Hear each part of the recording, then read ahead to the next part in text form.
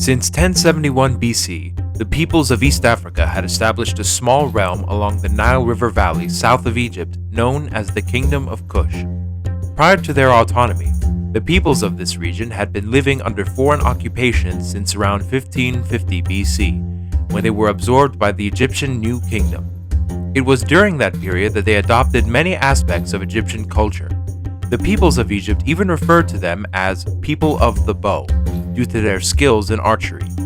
It was only during the catastrophic Bronze Age collapse that the Kushites were able to reassert their independence. By 754 BC, the Kushites actually managed to conquer their former overlords in the campaigns of King Piye and ruled them as the pharaoh of the 25th dynasty. They were eventually pushed out of Egypt by the Assyrians by 674 BC, but still maintained independent rule over the region of Nubia.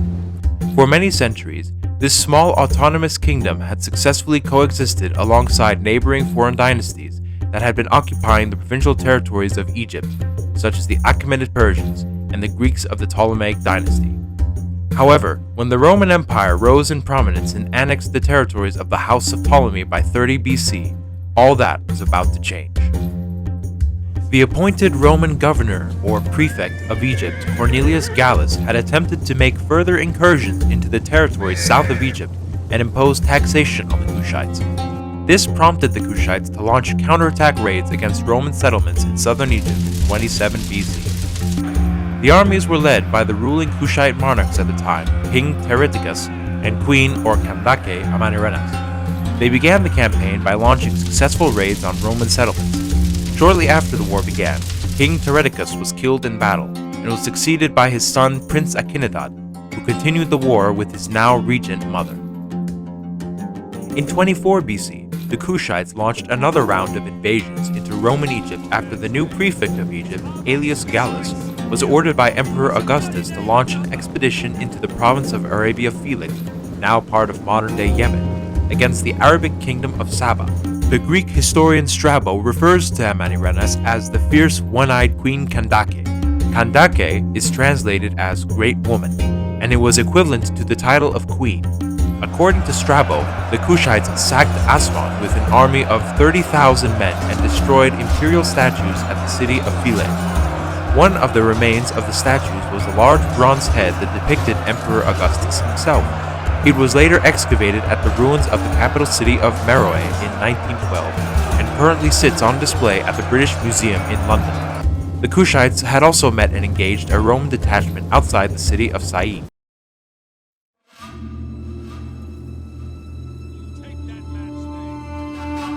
Kill them, and I'll buy you as many whores as you can eat!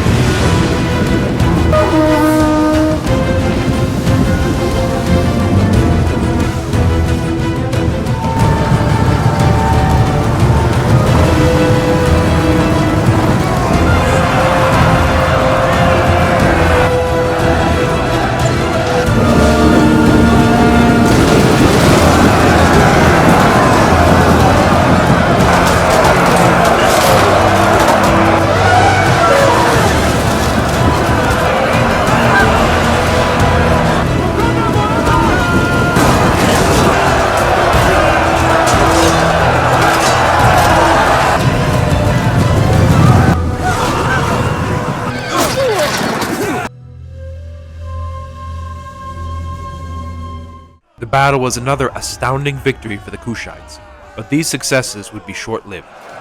At another battle at Dhaka in the same year, Prince Akinadad would also die in battle, just as his father had. Still, the Kushites were able to withdraw back to their territory with the riches and slaves they had acquired.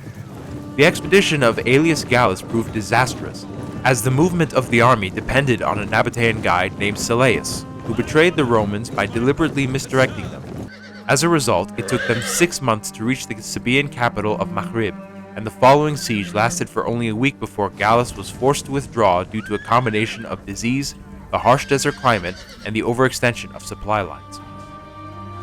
However, the Roman fleet had better success, as they had occupied and destroyed the port of Eudaemon, thus securing the naval merchant trade route to India through the Red Sea. It was due to Gallus's blunder and the failure of pacifying the Kushites that prompted Emperor Augustus to once again find a new governor of Egypt. He subsequently chose Publius Petronius, who then took his legions and marched directly into Kushite territory, looting and pillaging settlements in the same manner as they had, his success culminating at the sack of the religious capital of Napata in 23 BC. In response, the Kushites attempted to siege Primus, but Petronius had managed to arrive and break the siege. Following this, the Kushites sent negotiators to Augustus in 21 BC, and a peace treaty was negotiated. It was remarkably very favorable to the Kushites. The southern region of the 30-mile strip, including the city of Primus, would be evacuated by the Romans, the city of Aswan would serve as a border between the two, and the Kushites were exempt from paying tribute. More importantly, they had managed to secure their autonomy and remain free from Roman occupation.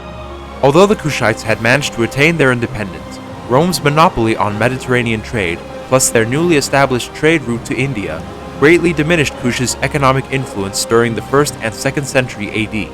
In addition, the rising kingdom of Aksum in Ethiopia managed to push the Kushites out of the Red Sea trade, which led to even further decline that resulted in the Aksumites invading the kingdom and sacking Meroe around 350 AD, which resulted in the collapse of the dynasty.